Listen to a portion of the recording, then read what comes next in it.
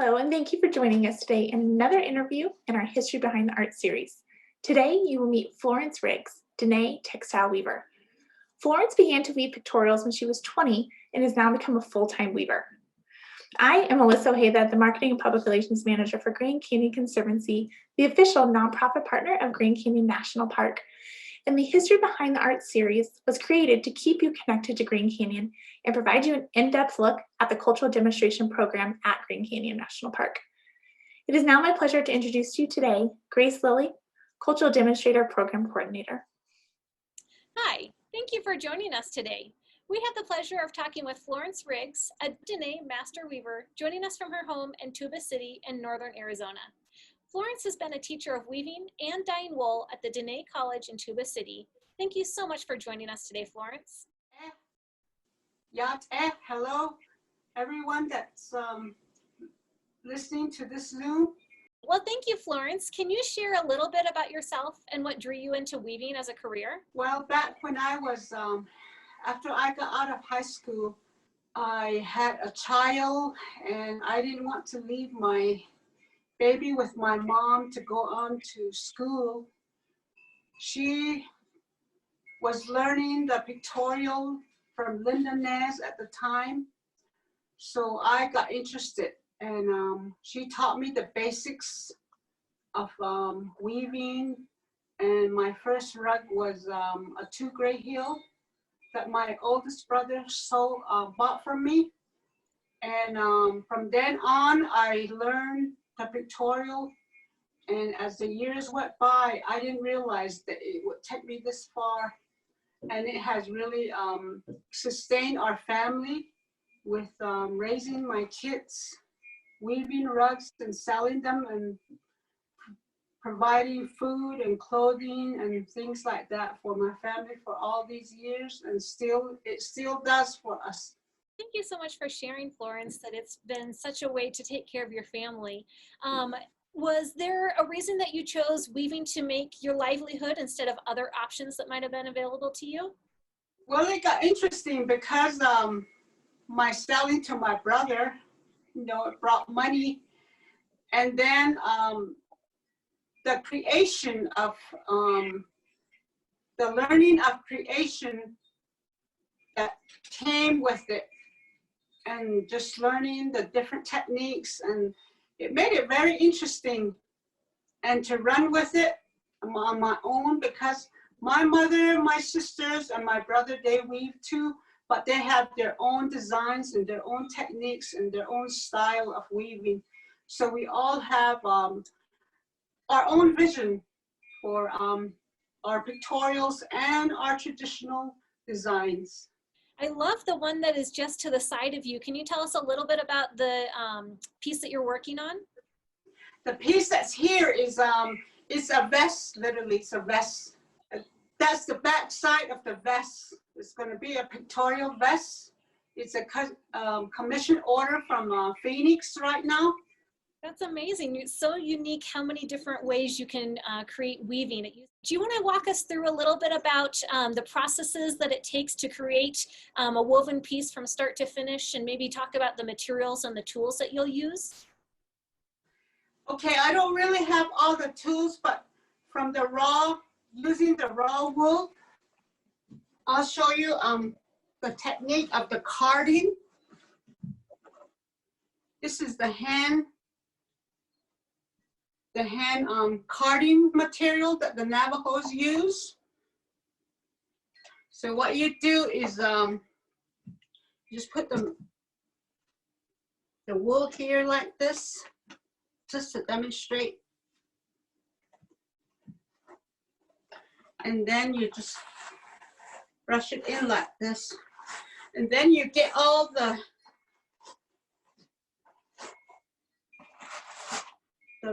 as you keep doing this, as you can see,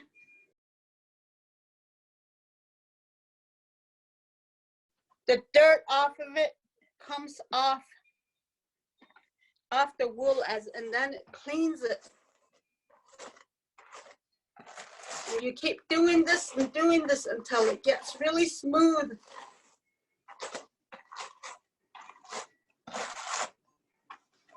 And then it'll come out like this.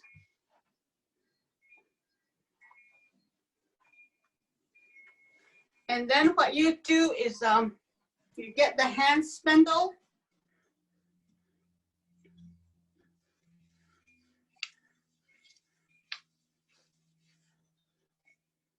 You kind of just break it a little bit.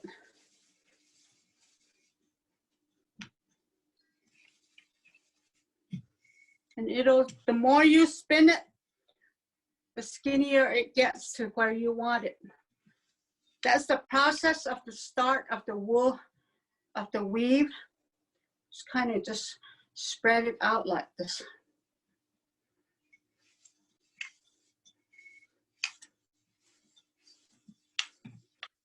This would be from the raw material of wool, but a lot of times I just buy it from the store, and then sometimes we use the vegetable dye to make a little bit different colors, like I have here. These are all coming from different. This is coming from a fresh tumbleweed. It's kind of greenish color. This one comes from sage, and this one comes from they call it Navajo tea or wild tea. That's the process. And then I have the warp here. And then with this is the warp cord, you call it right here. It's right here. Right here. This thing that's right here. So you have to spin it with the hand spindle, and you make those cords. And then when you do the warp, you have to make sure you get every inch, every loop. Then you twist it in every loop to get all of it together. And this cord keeps the rug together after it's finished. Thank you for showing those steps, Florence. That looks like a lot of hard work to get all of that done.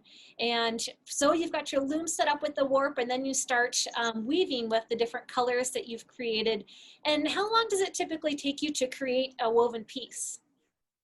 It depends on the size and the design, the intricate of the design. So with a pictorial like this, with all the small detail that you have to put in, like with the necklace and all that, with all this, you have to go slow to make sure you try to shape it and look like it as natural as you possibly can. Like for here, this is like a concho belt. And then right here's the hammer that the silversmith is using and making the jewelry. So you have to make sure that even the fingers here, the detail of it is all, try to make it all the same. So this takes months and months to do on pictorials. And then the size of your warp, not your warp, but your wool strings. So the finer the string, the more time you have to work, because it's going to build up very, very slow if it's fine. Yeah, it looks like a lot of dedication and patience to make a piece like that if it takes months. So I'm proud of you for all of that hard work. That's amazing. Florence, would you like to share just a little bit about the history of Dene weaving? The history of Dene weaving, in the Navajo culture, they talk about Spider Woman and Spider Man.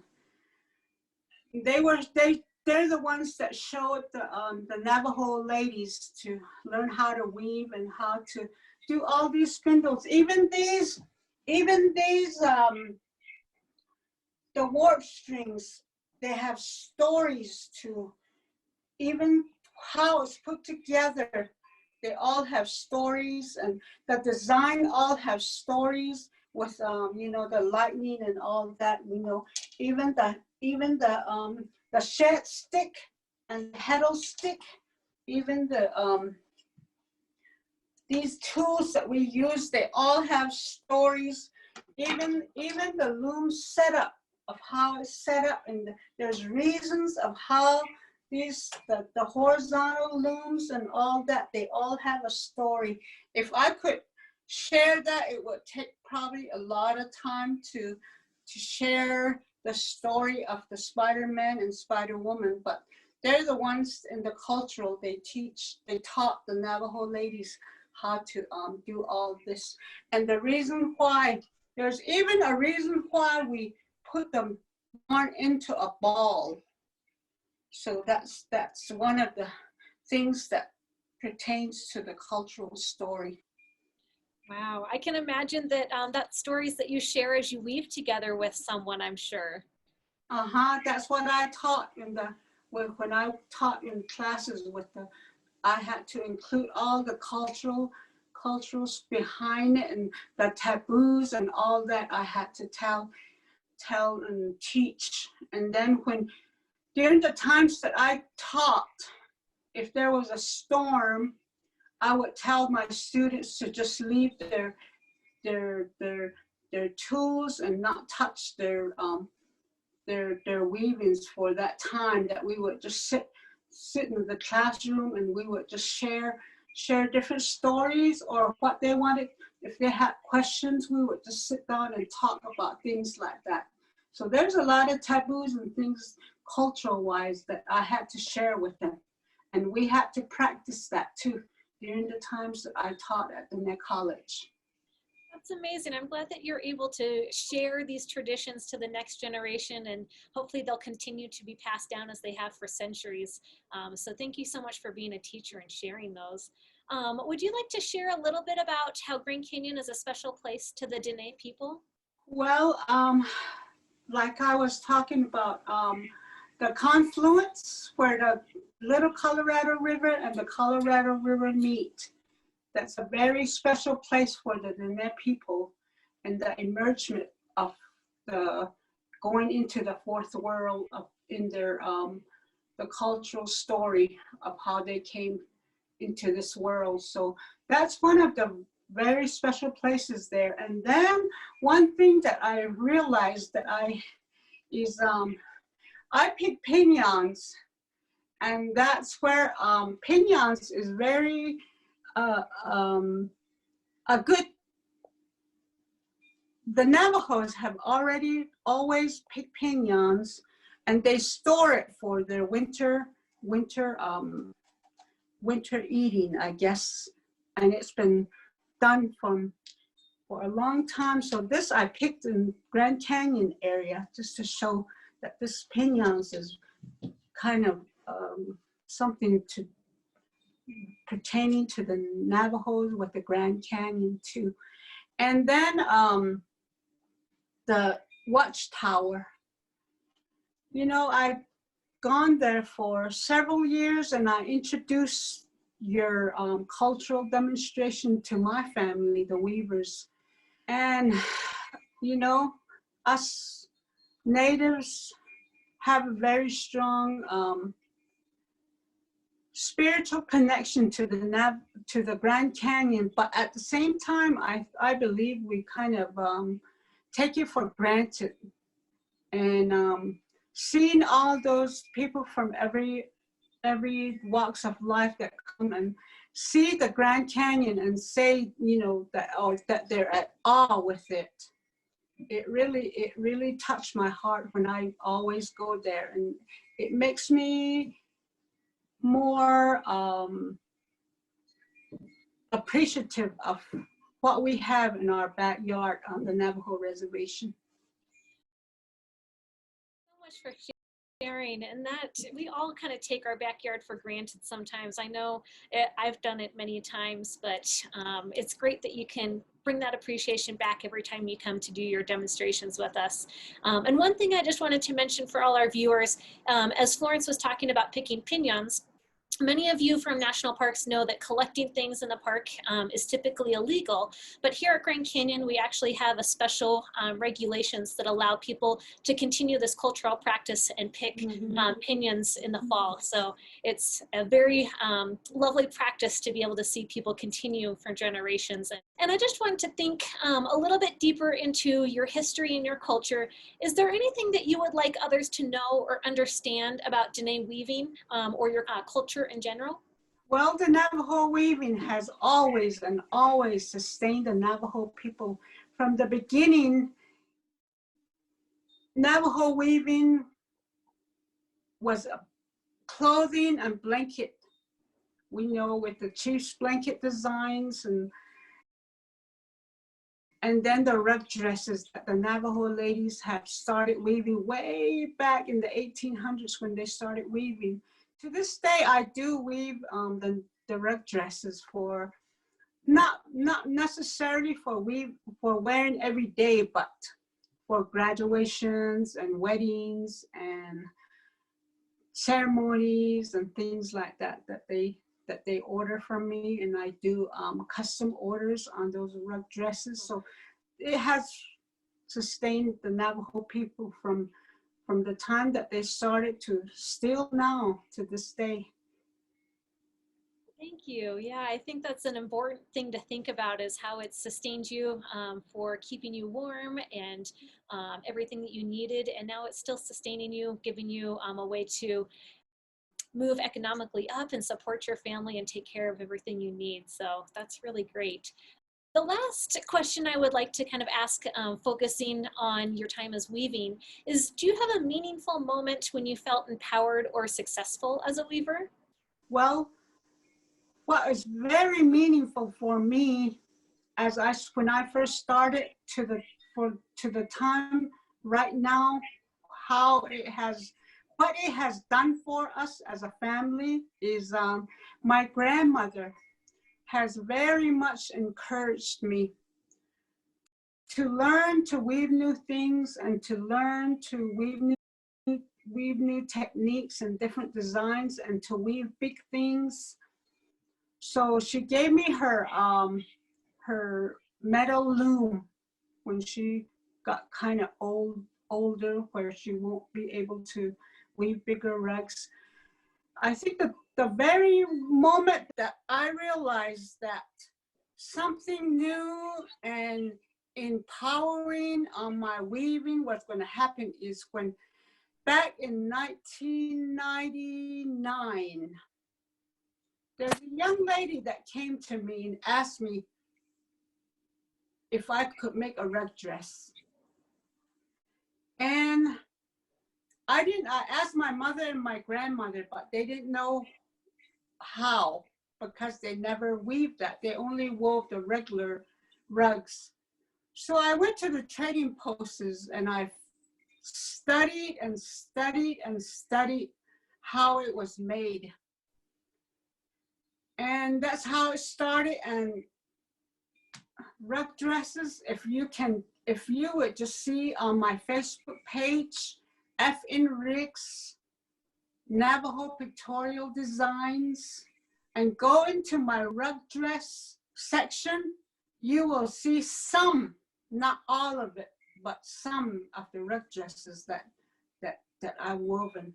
It amazes me of what my hands have done to this day. It's there's a book in the called Spider Woman's Children. It talks about how a new revelation of rug dresses that the author shares about me.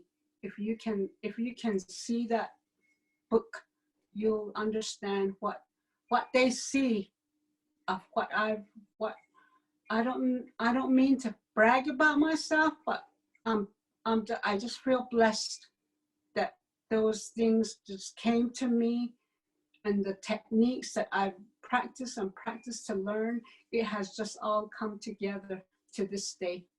I'm so glad you challenged yourself to try and bring back a tradition of those rug dresses. That's got to be amazing. So great job with that. The last thing I wanted to ask you is if you had any words of wisdom that you would like to share with any other artists or weavers. What I would probably say is to just continue. Us weavers, as weavers, and even as silversmith, they have their own technique, their own personal design, and we all have our own driven, how do I say that, driven to just create. So just run with it. Just run with what you can do, because I realize that there's no limit if you run with it. Even with the vest that I do, that's something that amazes me, that it just comes together for me. So just run with it. Just do your own thing and let other weavers do their own thing. And let's just all create the vision that we have, just create.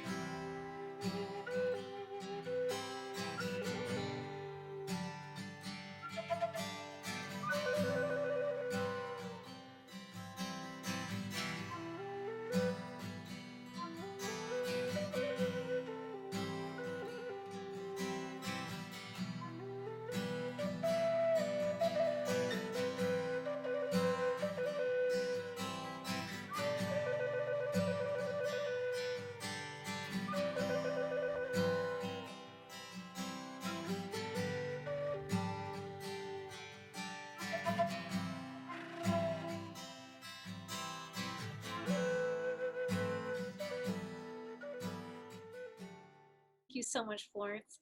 Now, one thing that I'd like to ask you that's not directly towards weaving is kind of talking about the times we're all struggling to go through.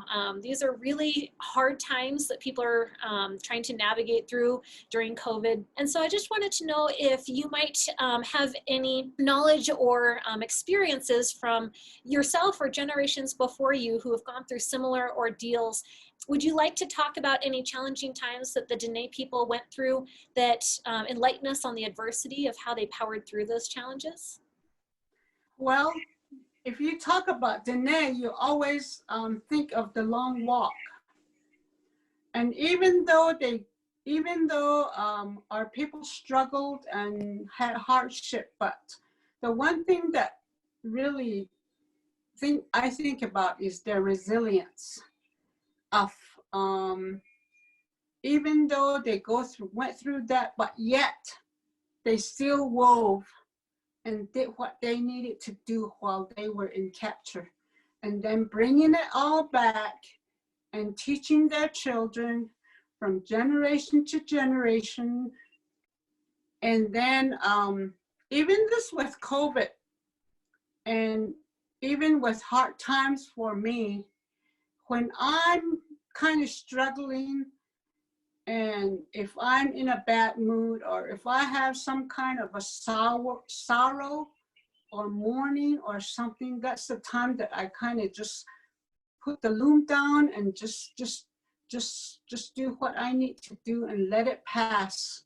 And then once it passes, and that's when I go back and then start, because I always want to put the positivity of my life into my loom. Because if you talk about the culture, and there's something they call a lifeline in some of these rugs. They do this When they're almost done, they do a lifeline. The color of the inside of the loom, they make a lifeline way on top.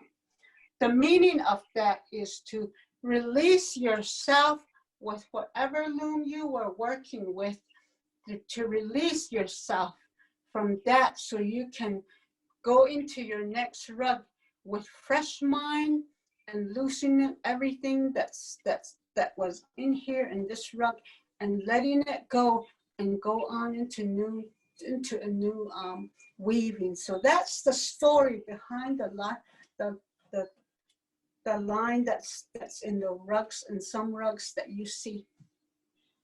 That's great. Thank you so much for sharing, Florence, your advice and the history of weaving. It's been such a pleasure talking with you about all that. And I just wanted to give you one last opportunity. If there's anything that we didn't get to talk about today that you would like to share with the audience, you have the floor.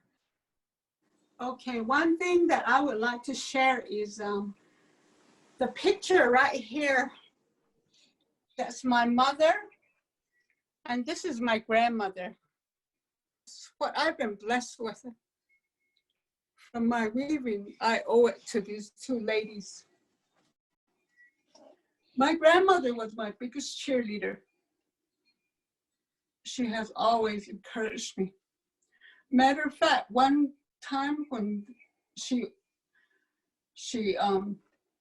planned a birthday party for me, and I took these two ladies to go shop, and she bought a whole bunch of wool, not knowing that she was going to send it to me for my birthday. That is the kind of woman that my grandmother was.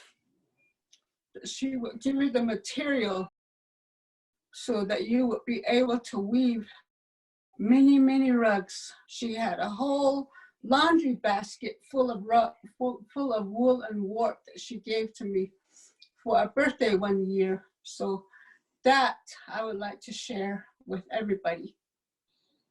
That's such a sweet story, Florence. And not only did she give you those materials to weave with, but the generational knowledge that she passed down from her grandparents and those that came before to your mother, and now you can pass on to many more. All right, and then if you would like to contact Florence, you can contact me through email, or you can contact me through my Facebook message. My Facebook business page is F.N. Riggs Navajo Pictorial Rugs Design on Facebook. All right, well, thank you so much, and I hope to have you back soon, Florence, because we missed you up at the Watchtower. Oh yes, we missed the Watchtower, and we can't wait to get back over there too. Thank you, everyone. And I'm so blessed that you've been able to share all of this today. So I want to thank you so much for taking the time to share your knowledge, experiences, and skills with us today. And it is an honor to have you be a part of our cultural demonstration program. And we really appreciate your efforts in helping more people feel connected to Grand Canyon, its history, and its spirit. So thank you so much for joining us today.